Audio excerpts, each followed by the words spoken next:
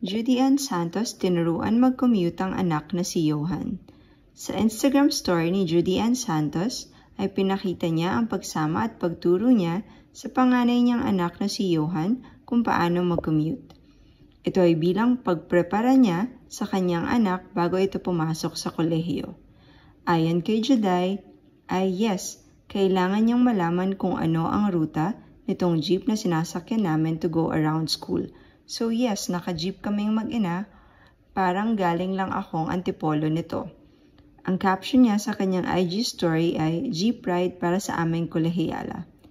Pagkatapos nito ay naglakad sila para hanapin ang bus stop para sa susunod nilang sasakyan papunta sa kanilang destinasyon. Ito naman ang naging caption ni Judy Ann. Next in line, bus transpo.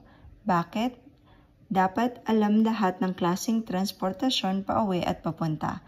Tapos, jiu-jitsu training. Nung graduate sa high school ang anak nila Judy Ann Santos at Ryan Agoncillo, ay hindi na iwasan na maging emosyonal at mag-post tungkol sa kanilang masipag na anak.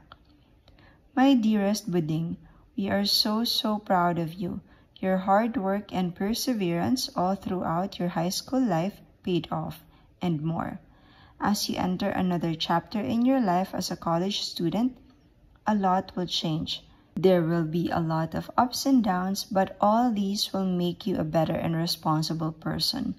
Mom and Dad will always be here to support and cheer you on in every step of the way.